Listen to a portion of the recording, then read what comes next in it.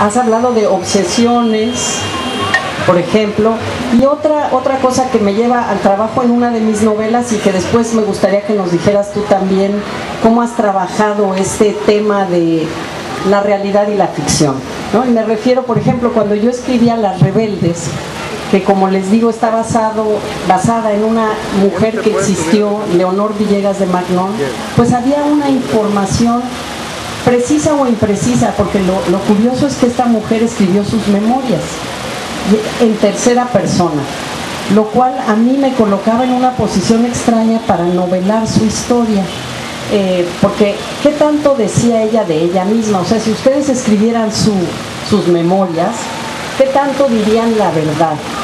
¿Qué tanto hablarían de las partes oscuras, de las partes que no les gusta reconocer? ¿Qué tan transparentes serían? Entonces, creo que lo que hacemos los novelistas es precisamente indagar en el corazón contradictorio de los personajes, lo que está más allá de la fachada que tenemos todos, ¿no? Que parecemos amables y cordiales, sí, pero también a lo mejor somos vengativos, traicioneros, etcétera, ¿no? ¿Traicionero no?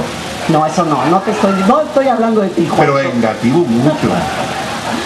Entonces, yo para esa novela me vi en la circunstancia que me imagino que tú también para Requiem por La Habana, porque usas a muchos personajes de la historia real, muchas referencias.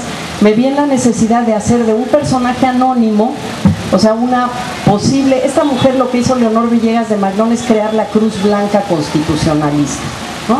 Y llevarse a un grupo de mujeres mexicanas y estadounidenses en una brigada de periodistas y enfermeras que atendían a la gente de Carranza. Y pues todo parecía un texto épico que a mí me gustaba. Después de haber escrito Yo la Peor con Sor Juana encerrada en un convento, me sacaban al campo a andar a todo tren y en otro Vértigo, y a mí me pareció eso un contraste fabuloso para la escritura de encierro y quieta, y las posibilidades que tenía Sor Juana de asomarse a la calle y tener noticias del mundo. Ella las tenía a través de los libros. Entonces de repente supe que la fórmula para poder escribir, porque eso es lo que nos pasa a los escritores, tenemos que encontrar la forma, la estructura, la estrategia, el punto de vista para poder soltarnos a dar rienda suelta a lo que hemos estado pensando, pero que todavía no tiene un mapa, una especie de ruta. Y cuando yo decidí darle a una de las enfermeras una vida, digamos, ya saben, en la foto está, porque había fotos parte de la investigación es que había material fotográfico, y eso era increíble, porque entonces yo podía escoger una cara y decidir, ella se llama así, y ella es precisamente una norteamericana, pero de abuela mexicana, pero habla ya el español muy mal, no lo escribe, quiere ser periodista, no le importa la revolución realmente, es joven, se quiere ir de la casa. ¿Por qué se mete? ¿Por qué se va? ¿Cuáles son los motivos? ¿Y cómo ve ella a esta mujer que es Leonor Villegas? Porque tendrá la encomienda de escribir la historia de la Cruz Blanca, este es el artificio en la novela, años después. Eso me permite, lo que yo digo, despeinar a los personajes. Me permite que Leonor Villegas sea vista desde el punto de vista, no de ella misma en sus memorias, con la rigidez de yo que bien hacía todo, sino con todos los tropiezos, con la vanidad que también y la ambición de un personaje que realmente quería también notoriedad y estar en la historia grande, que se vale, de los hombres nunca lo cuestionamos, pero de las mujeres sí, sobre todo en esa época. Entonces mi personaje, este ficticio, que no se puede documentar, pero que está sostenido por la investigación de época, de lo posible, me sirvió para construir una novela que corre en dos vías.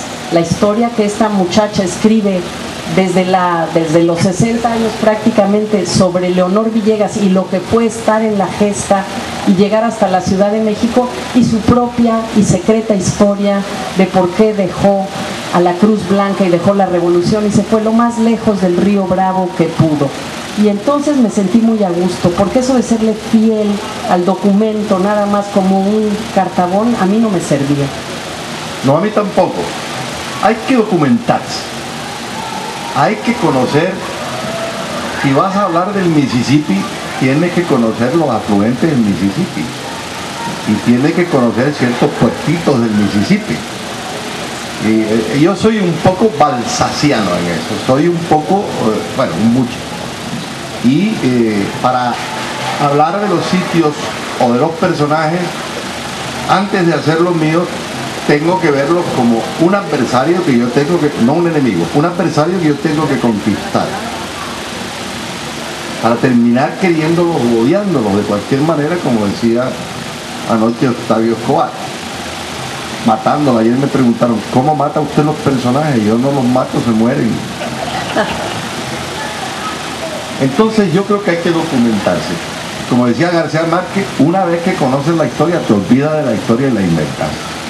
Eso es lo mejor de todo. Aunque no coincida con la realidad. Y como soy balzaciano y creo en Balzac cada vez más,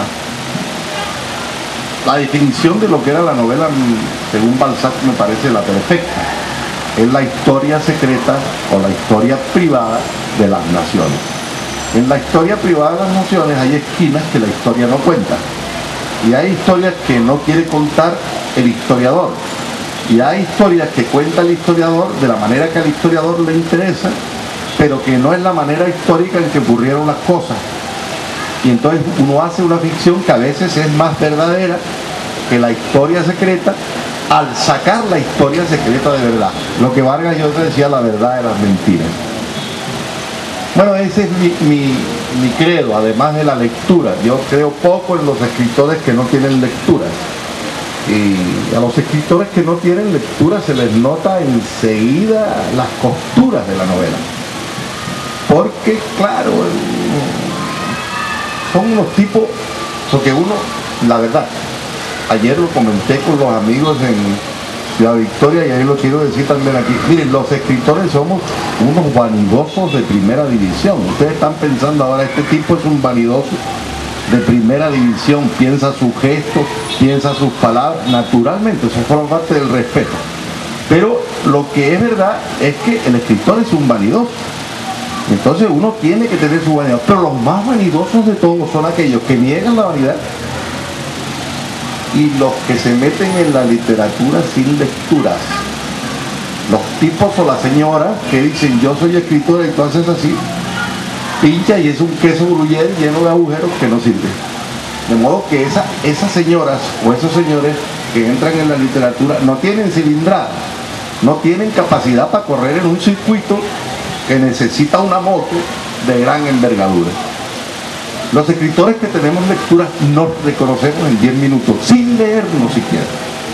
Porque el método de conversación y los mecanismos referenciales de la propia conversación son estrictamente la literatura. Y lo que hacemos con bastante mala leche, como decimos los españoles, es tocar a ver por dónde le entra el agua al coco, que eso lo dicen en Cuba y en Puerto Rico. Por dónde le entra el agua al coco de este tipo, de esta señora que acabo de conocer. Y los que no reconocemos, sepan que si no se provoca una traición por parte de esa misma persona, somos amigos eternamente y hermanos. Así nos hemos conocido. Yo a Hernán lo conocí en un sitio muy literario, que es un bar. Por eso estoy muy a gusto, en Monterrey. Nos conocimos en Monterrey, nos miramos así, nos tomamos una tequila y una sangrita y ya supimos que íbamos a ser hermanos. Hasta ahora mismo nos hemos leído, nos hemos hablado, de manera que esto es así. Y eso es Balzac. Balzac se cuenta la leyenda de Balzac, que al día siguiente tenía que pagar a las 10 una hipoteca que se le vencía y que se puso a escribir por la noche de la abuela y la acabó una hora antes. Pero esto ya es el enemigo. Yo decía, pero está saliendo todo muy bien. Si esto fuera televisión en directo, yo no podría decir esto. Tendría que seguir hablando normal, como si no ocurriera nada. Pero esto es el enemigo o un descuido, no pasa nada tampoco. Pero esto sí, Balzac decía eso. Lampedusa, el creador del Gato Pardo, que fue vilipendiado en vida, no vio la novela publicada nunca, fue vilipendiado en vida de una manera terrible por los críticos y los escritores, los cardenales ateos de la izquierda literaria italiana, tuvo que ir Luis Aragón, el francés, a decirle: tienen ustedes aquí una novela extraordinaria, que sacarla, y por eso se hizo la película, porque Visconti dijo que Berlinguer le dijo a Visconti: mira a ver eso, y Visconti se enamoró de la novela, y se enamoró hasta de Bar Lancaster después, pero cosas suelen ocurrir con el largo contacto de la gente. Balzac, vuelvo, escribió una novela en una noche para pagar la hipoteca, no dejó nunca de escribir, escribió como un poseso todo el tiempo, y era un loco verdaderamente al que hay que seguir. Hay mucha gente que sigue a Flaubert y la palabra justa y todo lo demás, y está bien, pero para mí, de los tres, el verdadero novelista pasional, el novelista envenenado con lo que escribe, y envenenado y triunfante de lo que escribe, por encima de los tiempos de Balzac. Por ejemplo, Vargas Llosa dice: Flaubert para acá, la orgía perpetua para allá, es una maravilla estar discutiendo con una palabra sola durante un día, pero el resultado de su literatura no es Flaubert, es Balzac, y es uno de los Balzac del siglo XX en América Latina. Bueno, Lampedusa decía, y termino, Lampedusa decía que Balzac era tan buen novelista que era mejor historiador que Michelet, que se conocía mejor Francia leyendo Balzac que leyendo la historia de Francia de Michelet, la historia de la República. Yo, ahorita que hablabas de los amigos y la amistad, es que a veces te hacen esta pregunta, me imagino, continuamente, que de dónde saca uno las historias, que cómo se le ocurren, que si los personajes, cómo los inventa uno, que si está copiando a alguien que conoce, ¿no? Entonces yo pensaba que en realidad cuando uno está en el bar, en el café, conversando, en la cola del banco, en las antesalas, que para mí el tráfico de la Ciudad de México, por más que lo padezca, las antesalas en salas de espera, las salas de espera en aeropuertos, las salas de espera en los médicos, resultan un laboratorio para un escritor, porque no hay otra cosa que hacer. Ahora es un enemigo el telefonito que uno puede ponerse, en lugar de ver a la gente, a mandarse cositas y seguir con la misma gente. Uno necesita observar, espiar, escuchar conversaciones ajenas. Yo a mis alumnos les digo: vayan a un café, pónganse junto a alguien y véanles las caras, y a lo mejor una palabrita, inventen la historia de esos de la mesa de junto, porque esos somos fisgones, espiamos. Si nos cuentan una historia, quién sabe en qué se va a convertir esa historia, porque somos curiosos y nos fascinan todos, ¿no?, los demás, y queremos apresar historias, y también necesitamos a la gente, necesitamos a los amigos, y creo que entre los amigos escritores, porque ahorita viendo a Hernán y tú hablando del Rayo, me acordé que, por ejemplo, para que yo pudiera escribir una novela como Café Cortado, que sucede en el Soconusco, al que yo nunca había ido, a pesar de que tengo una historia de un abuelo que llegó de Santander a Tapachula a poner una finca cafetalera, fue gracias a otro amigo querido que falleció hace muy poco, Marco Aurelio Carballo, del grupo de Ramírez Heredia, que un día le conté que quería escribir, a lo mejor quería escribir algo de esa historia de mi abuelo al que habían matado en el Soconusco, y que yo quería saber, vuelvo a lo que empezó nuestra conversación, quién lo había matado. Y entonces Marco Aurelio, en un acto de generosidad silenciosa, al mes tenía armado una ruta para que nos fuéramos varios escritores, como venimos aquí, varios escritores por Chiapas, en coche, en un vehículo del Instituto de Cultura, presentando nuestros libros desde Tuxtla, bajando por Comitán, Motocintle, llegando hasta Tapachula. Bueno, gracias a ese viaje, porque Marco Aurelio era de Tapachula, y entonces, como Lazarillo, como amigo solidario, hizo lo que tú antes decías, que uno va a Cuba, que uno necesita el paisaje, no nada más la información. Uno necesita ese paisaje, esos olores, esas plantas, la bruma del amanecer, lo que come la gente, la manera de hablar, para que uno se quiera meter en ese mundo que le es ajeno, porque a mí me da por escribir novelas que no ocurren en el DF, no sé por qué, me llama más lo otro, a lo mejor porque vengo de migrantes, de exiliados, de gente que viene de otros lados y que llegó a México. Ahora ya estoy escribiendo una novela que ocurre en el Distrito Federal, pero para mí es importantísimo esta otra parte de la investigación, que a lo mejor es involuntaria, no es que uno vaya como un naturalista tomando notas del tipo de árboles ni frutas, sino que uno está viviendo el lugar y ese material es muy rico. Cuando yo llegué a Tapachula y vi el Tacaná que divide Guatemala y México, y pensé, ¿cómo que llegaron a principios del siglo XX unos españoles que venían de otro clima a fundar una vida en otro lado? Yo sabía que tenía que escribir esa novela, y eso lo hacen los amigos, ¿no? Claro que sí, el maldito de Nabokov, el autor de Lolita y de otras cosas maravillosas, Pivot le hizo una entrevista a Napostrov una vez, que yo les recomiendo que vean, está en YouTube casi todo, en la que le preguntaba cosas. Pivot era muy inteligente, yo lo entrevisté para mi programa de los libros. Hablaba español, pero se negaba a hablarlo. Hablaba francés, pero me entendía perfectamente. Y le preguntó por estas cosas a Nabokov. Nabokov contestó con una frase simplísima que lo decía todo. Yo creo que Nabokov es el Goethe del siglo XX. Es el Goethe del siglo XX, que con una frase, claro, inteligencia superior, intelectual, aristócrata, ruso blanco, que se distanciaba del mundo porque lo conocía perfectamente por la escritura. Pivot le preguntó, bueno, y los amigos, y cómo las historias, y las cosas más pequeñas de la vida, y un poco retórico de televisión. El tipo lo miró y le dijo, Bernard, detalles, benditos detalles. Los detalles que parecen que no son importantes son los que hacen una novela en conjunto, y los pequeños episodios que dan verosimilitud a un relato.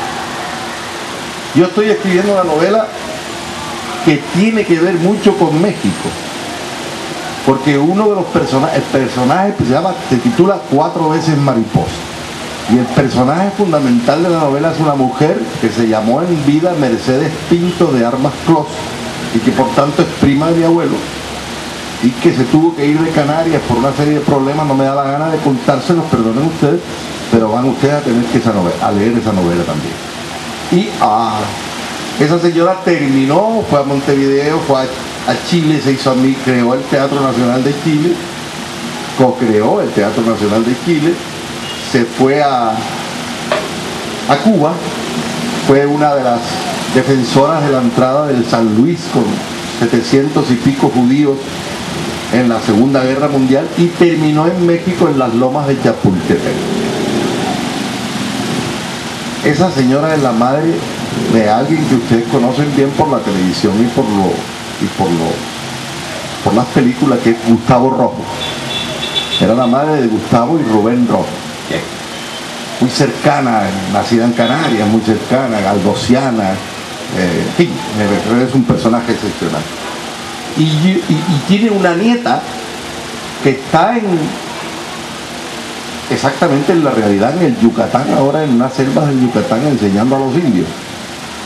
Bueno, a mí me resulta muy complicado hablar del Yucatán, porque yo no he ido al Yucatán nunca, y siempre he tenido, además lo digo en francés, el Yucatán.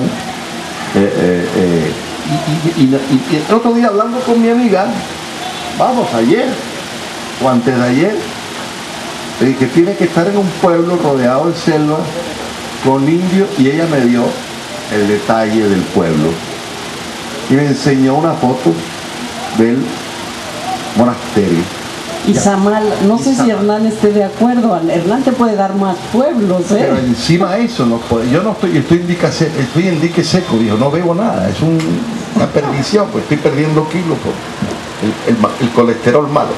Pero bueno, me dio los detalles y me encendió. Los detallitos son detalles de conversación en un bar, en una cafetería, discusiones mejor esto. El título de la novela me lo dio una discusión con un amigo venezolano. Que me dijo, eso es una mariposa. Y yo dije, las 4 mujeres de la novela, 4 veces mariposa. La conversación con la gente de tu propia cilindrada, más las lecturas, son las que hacen, y la pasión por la escritura, son las que hacen la literatura. Pero a mí me das envidia que tú te encuentras los títulos antes de escribir la novela. No puedo escribirla sin tener el título. Yo en los cuentos sí tengo el título. No puedo. Nace bautizado. Pero en la novela me parece importantísimo un buen título para una novela, porque es con la que lo recordamos. Hay títulos malos que luego no los podemos repetir. Pero... Mira, no. yo trabajo como muchos otros silenciosos, pero yo lo cuento, yo soy un imprudente que lo cuento todo. Dicen que en España que soy el escritor más hablador de todo el país. No. Pues hay peores. Puedo dar nombres. Yo escribo siempre como en una carrera de caballos. Hay 5 novelas corriendo en el hipódromo. Y corren, yo escribo un párrafo y escribo otro de otra novela y se me ocurre una conversación y voy en el iPad, que es una maravilla, poniendo todas las novelas que voy escribiendo. ¿Qué ocurre? A lo largo de la carrera hay un caballo que se dispara. En un momento determinado, sin saber por qué, el caballo cobra una energía y una potencia y deja a los demás atrás. Esa es la novela por la que yo apuesto. Voy a por ella. A veces el caballo ese se asfixia 20 metros antes de llegar a la meta y entonces lo voy a abandonar aquí, pues no va a ganar, porque otra me está llamando a hacer. Y en estos momentos 4 veces Mariposa va ganando la carrera, pero tengo 4 novelas en el hacedor del hipódromo, pero tengo todos los títulos. Una se llama Ulises en la playa, otra se llama Las noches del Oliver o El coleccionista de monstruos, otra se titula Boulevard Balboa, tiene lugar en Panamá. Otra se llama Noticias del mal país. Pero si yo no tengo el título, yo no puedo iniciar con certidumbre aparente una primera frase de la novela, que para mí es más importante que el final. Ya sé que para ustedes no, pero para mí el empezar de una novela tiene que ser un cañonazo. En eso claro. También sigo la magia de García Márquez, pero desgraciadamente no tengo, como se ve, su talento. Claro, como que el comienzo tiene que ser rompedor, digamos, porque es el umbral por el que transitas del estado como lector, ¿no? Del estado en el que estás a meterte en un mundo que no sabes de qué se trata. Yo creo que tanto el lector que incursiona en un libro como el escritor que lo comienza, tiene todo un tinte de aventura muy apetecible. A mí me gusta una frase de Sartre que decía que leer es violar lo oscuro, ¿no? Que basta abrirla, estás violando lo oscuro, estás metiéndote en un mundo secreto que es para ti en esta lectura silenciosa que se hace. Y yo creo que también cuando se escribe, a mí me pasa que los comienzos siempre los tengo que rehacer, porque es un mundo que no conozco bien, no sé ni cómo va a sonar, ni cómo va a ser el lenguaje que lo va a distinguir y que le va a dar una consistencia y una fluidez, pero cuando ya terminé la novela y estoy revisándola, noto ese comienzo todavía tibio, como de hasta temeroso, y entonces lo vuelvo a trabajar, y claro, se vuelve lo más importante, porque se dice que la novela es arte de descubrir, y una vez que uno ya entendió o cree que entendió qué estaba escribiendo, ya uno puede retomar con conocimiento de causa ese comienzo, pensando en que uno es ese primer lector de la novela se pone a prueba. Yo siempre digo que somos esquizofrénicos, somos el que escribe, que tiene una vida X, ¿no?, con sus complejidades o circunstancias, el narrador, o sea, la voz que escogemos para el texto, los personajes que habitan y que nos vamos cambiando, mudando de miradas y de circunstancias, y después el lector que se tiene que despegar de ese escritor, esa persona, y leer la novela con cierta distancia para también tomar decisiones, porque escribir es estar tomando decisiones, a veces al vuelo, a veces despacio, a veces las decisiones son me deshago de esto, cambio la estructura. A mí me gusta también lo que dice Susan Sontag, ¿no?, la escritora norteamericana, que cada vez somos lectores más profesionales, es decir, empezamos leyendo novela de aventura cuando somos adolescentes y luego podemos irnos a textos más complejos conforme nos volvemos, desarrollamos ciertas destrezas lectoras, pero para la novela nada nos garantiza que ya escribimos una novela, vamos por la siguiente, va a ser mejor, la vamos a hacer más rápido, más fácil. Nada nos hace mejores novelistas. Creo que quizás nos vamos enamorando mucho más de la palabra, de la noción de estructura, de arquitectura, y lo gozamos. Yo siento que se dice que la escritura se padece, pero en realidad ese padecimiento es dentro del gozo maravilloso de construir un mundo de palabras y que tenga una vida propia y que tenga una fuerza estética y un poder sobre nosotros mismos mientras la escribimos.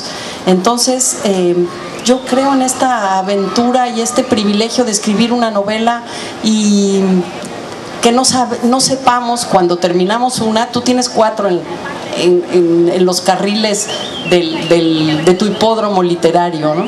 Pero a mí me gusta esta idea de quién sabe de qué se va a tratar la siguiente novela, quién sabe qué problemas tendré que resolver, quién sabe qué aprenderé, porque se aprende del proceso de escritura de cada novela. Y eso, lo bueno es que de esto no se jubila uno, es para siempre.